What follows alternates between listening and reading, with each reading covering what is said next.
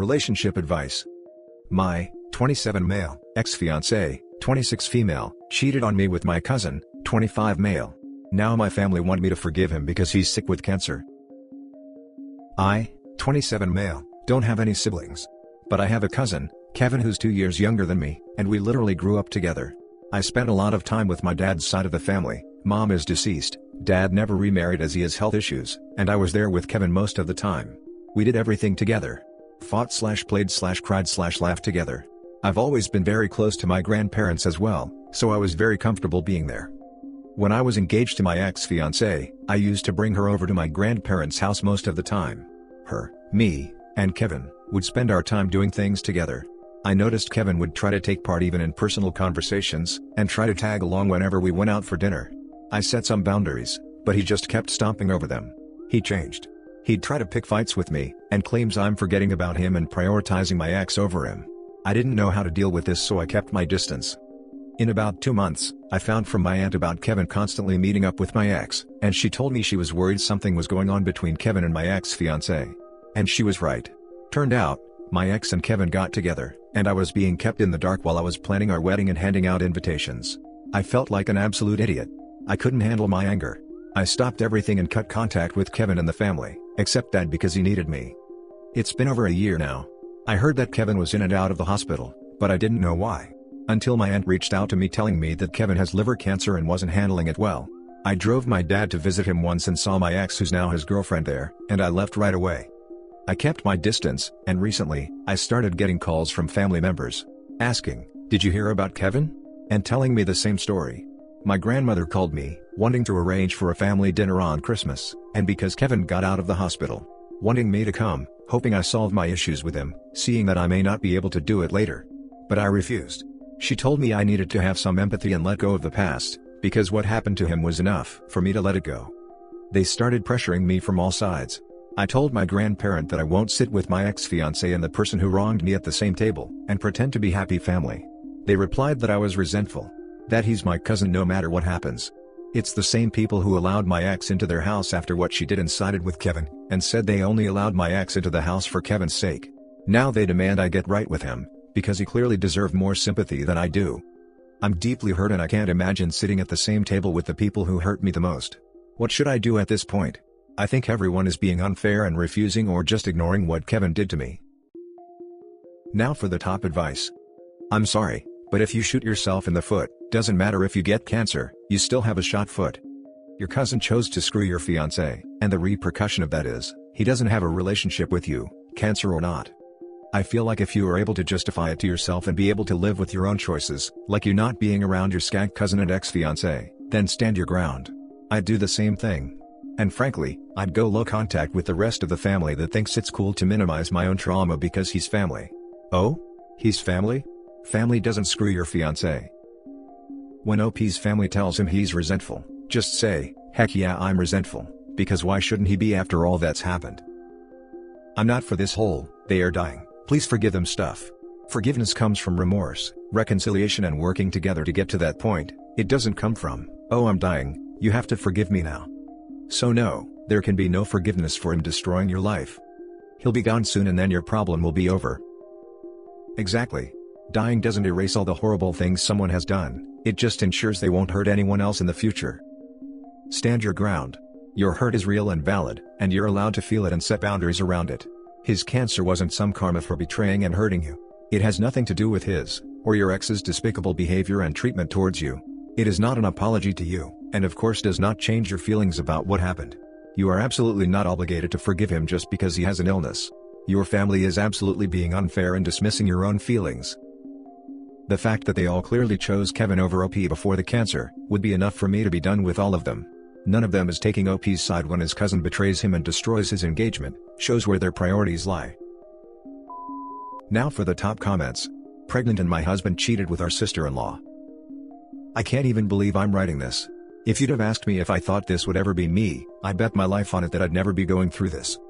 My husband and I have been together 10 years, married for 3. I had 100% trust in him, and I was more than confident he'd never be one of those guys who'd cheat.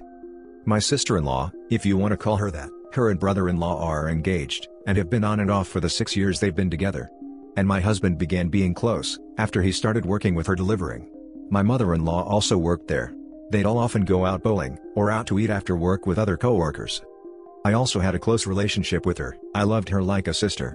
Some other family and friends could never stand her, but I really try to see the good in everyone, and try to not have problems with anyone. The closeness of my husband and sister-in-law's relationship started bothering me in August. I was assured it was nothing inappropriate. I'm not proud of this, but I turned his location on his Snapchat at this point. I just had that gut feeling. I started monitoring it, but he'd always be exactly where he was supposed to be, so I dropped it. In early September, my husband got a new job and I felt much better. Late September, sister-in-law and brother-in-law broke up yet again. But my husband kept hanging out with her with my mother-in-law and other co-workers from his old job. It bothered me, but I tried not to be the psycho-crazy controlling wife. Also, in early September, we found out we were pregnant with our second child. We already have a 5-year-old together.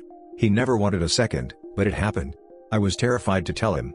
I started crying, saying he was going to hate me and want to leave. To my surprise, he hugged me and acted happy. Last week of October, he turned off his Snapchat location and I started panicking.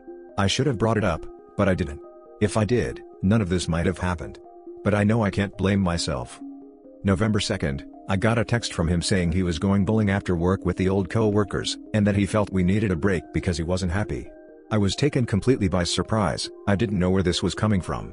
When he got home, we talked for 5 hours and he admitted shortly after finding out I was pregnant he began panicking. He really did not want a second child. He also said he feels like his friends don't like him, that he's tired of this pandemic, he feels inadequate at work, and feels like he isn't knowledgeable enough, that he fears he'll never be successful enough, etc. He said he has been feeling depressed and self-harming for the past couple months, and that he had been confiding in sister-in-law about everything. I asked if anything was going on, and he said no. I said, I swear to God, if anything happens with her, you will regret it and hate yourself. It might feel good and exciting and new in the moment, but you will regret it for the rest of your life. Not to mention your whole family would hate you too. He said he knows. By the end of the night, he told me he felt much better, that he remembered why he fell in love with me, and that he had no idea why he waited so long to talk to me about his feelings. The next month was great. He didn't ever go out with 2 ex-co-workers anymore, he was being gentler with my feelings, things were good. Out of nowhere Tuesday morning, I get a call from him shortly after he gets to work. I need to tell you something.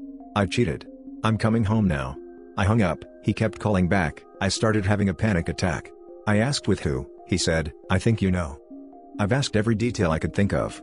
It wasn't an emotional thing, he didn't have feelings. He doesn't know why he did it. He was in a dark place. She started flirting through Snapchat the last couple days of October, he reciprocated. Things got physical, she started sending him nudes. He went to a Halloween party, I worked overnight and our son stayed with my parents.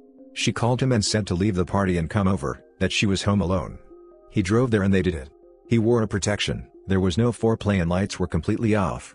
He tried to leave before anything started multiple times, but she kept saying no, stay. He said he hated himself before, during, and after, so, I don't understand why he went through it. When he told me he wanted a break on November 2nd, 2 days after it happened, was because of the guilt. But he still was too scared to come clean. They both stopped talking after that. All this week, I've been getting 4 hours of sleep every night, I've lost 8 pounds, I randomly have panic attacks throughout the day. Of course, my husband is saying all the right things. That he doesn't know why it took so long to realize what he has. That he wants to be a good dad and husband. He's excited for our baby. That he took what he had for granted for so long. He hates himself, he'll never forgive himself. That I did absolutely nothing wrong and I've never been short of amazing. That he hates her. He feels like she took advantage of him when she knew he was weak and vulnerable. That he knows he doesn't deserve me, that he had the perfect wife and life and threw it away for nothing. I was betrayed by who I truly believed deep down in my core was my soulmate / love of my life. I was betrayed by sister-in-law who I thought was one of my closest friends. I also now feel betrayed by mother-in-law because she is still best friends with sister-in-law. She went out to get nails done with her the day after me and her found out everything. Never even asked me how I was. It's embarrassing but I can't stop sleeping with him. I always imagined if this would happen to me, I'd be burning his clothes and hammering his PS4. I used to think the women who stayed were crazy. I want to stay, but I don't think I can. I keep playing the movies in my head and I don't think they'll ever leave. I don't believe it would ever happen again, but I also believed it could never ever happen the first time either. I feel embarrassed. Stupid. Gullible. Now for the top comments. Take your child and yourself to your parents' house and tell them. They'll probably say a few things that might be hurtful, but regardless of that, They are your parents. You need to sleep, eat and have someone else make sure you're doing both of those things and that your 5-year-old is safe and happy. It can be a pre-Christmas mini-stay if your little one asks why. Whatever you think and feel is perfectly normal, but I would distance yourself from him and his family for a while, so that you can concentrate on yourself. Hugs to you. Tell the brother-in-law.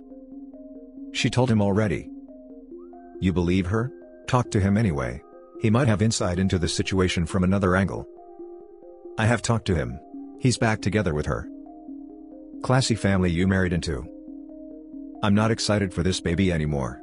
I don't know how I'll take care of a newborn when I can't even take care of myself. I'm severely depressed, and I don't think it'll ever go away. Adoption is an option as well. If you're not well, you are in no shape to take care of another. Postpartum depression can get very bad very quick. Your older one needs you here. I'm adopted and I still see my parents. Now for the last story. My 40 female, ex-husband, 40 male, and best friend, 42 female, of over 20 years, have come out with news of their relationship not a year since our divorce. Not too sure how to cope with the news.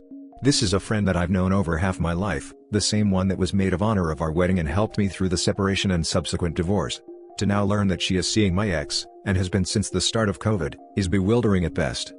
Maybe in our 20s this wouldn't have been a huge deal, but given the timing and the fact that he is the father of my child, 8 male, I really don't know what she was thinking when she decided this would fly. They started seeing each other within 2 or 3 months of the divorce. The number of times that she had asked how I was doing and encouraged me to start dating again. I can't help but wonder if she had ulterior motives every step of the way. As for my ex, I don't even know what he was thinking. If we want a good friendship and co-parenting relationship moving forward, shouldn't we do our best to avoid situations like this? It's not like there's a shortage of women to choose from in Vancouver. I want to be cool with it. I want to be unbothered. I just don't know how. My friend wants to speak to me over a safe and socially distant lunch next week. Should I bother? She made her choice, knowing it would change our friendship irreversibly. What should I do? Am I overreacting? What should I say to her? Now for the top advice. I can tell you right now what the thrust of that lunch will be about, if you decide to go, which you shouldn't. She's going to want you to ease the ache she's feeling about potentially doing a tremendously trashy and unforgivable thing. If you sign off on it, she won't feel guilty. She's going to pitch this as clearing the air or getting it all out in the open, but it'll be about her and what she's feeling. And if you hold your ground and say, yes, sure, you're an adult and everything, but this is still incredibly hurtful and unnecessary, and I don't want you screwing my ex, then you're going to get painted as the crazy and unreasonable one. The story is going to come out that you can't move on, that you were mean and rude, and that no one understands why you changed so much. Barf. The reality is that she and your ex are the selfish ones making a selfish choice. Which, let's be fair, is within the rights of adults everywhere. If you want something badly enough, maybe you are willing to be the bad guy and do the selfish thing, and that's a thing you can do. You have to pay for it though, and you ought to own it. Most people won't, but you ought to be able to say, this makes me the bad guy and I did it anyway, sorry/not sorry, and live with the consequences. I'd turn down the lunch, because honestly, what could she possibly have to say that you're interested in? Keep logistically co-parenting with your ex and ignore her. Gray rock them both with any emotional details about how you are, how you're feeling, what your life looks like. They don't get to know. You are willing to discuss who is scheduling the dentist appointments and when you are doing pickup and who is handling soccer practice snacks. That's it. Lastly, now might be an awesome time to get a therapist. Pay someone to be an impartial, supportive recipient of everything. You're not going to shout at your friend, or your ex. Since you can't say it to the human garbage that used to be two people you trust, you are going to have to find someone you can say it to, and a pro is probably best. That way, you don't end up exploding all over when the next personal horror comes rolling along, as that seems to be the order of the day. Don't meet with your friend. She is not a friend. You can be civil if you have to cross paths. Definitely agree not to bother with the conversation. It's not for OP's benefit, the friend just wants to assuage her own guilt. She wants your blessing, but the damage is done. What she's looking is the okay or the no and how dare you reaction, to paint you as the evil ex-wife who doesn't want them to be happy. Keep it civil with ex for the kids, but keep that best friend out of your life. And that's it for this video guys. If you have thoughts to share, leave a comment below. Don't forget to hit like and subscribe if you like this content. I'll catch you in the next one. Good day everyone.